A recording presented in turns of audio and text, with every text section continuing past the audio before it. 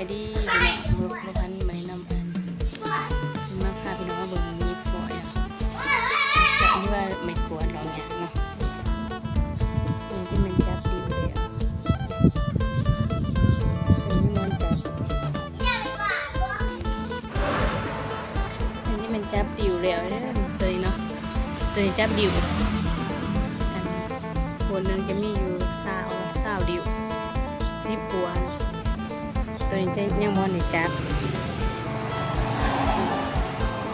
ยิบอยู่ขั้นตอนยิบนะแล้วยิบมันมีคลิปลงพี่น้องก็ได้มาถ่ายให้ได้พอยกระแคมเนาะเป็นกระสอบเลย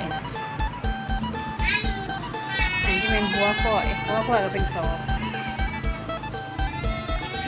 ไม่ได้ยิบออกมาเดี๋ยวหัวละ10 บาทพี่น้องแบบนี้ในร้านเช้านี้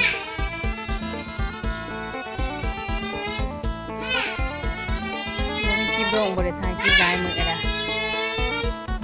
เพราะว่าส่วนนี้พุ่มเห็ดก้อยพุ่มเห็ดเด็กกว่าพี่น้อง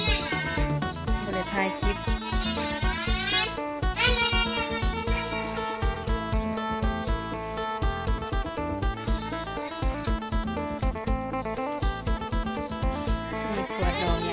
ก็ได้พี่น้องพี่น้องอันแคมกระสอบเองได้เป็นโลเนาะราคาอยู่โลหนึ่ง46 บาทพี่น้อง46 บาทเขามาเห็ดกำไรมาเห็ดกำไรสอบหนึ่งกับพวกเกินสอบใหญ่นี่ก็40 กว่าโล47นี่ก็20 กว่าโล10 ปลาย20 ปลายเนาะแล้วแต่นี่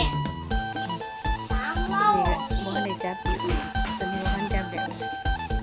ก็มันยิบเนาะ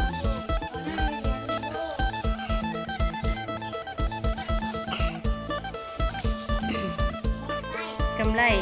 อันสอบหนึ่งนี่ก็ประมาณสอบหนึ่ง20 กว่าโลนี่ก็ประมาณได้อยู่300 กว่าบาทเนาะได้อยู่300 ปลายแล้วแต่พี่น้องแล้วแต่เข้มเนาะแล้วแต่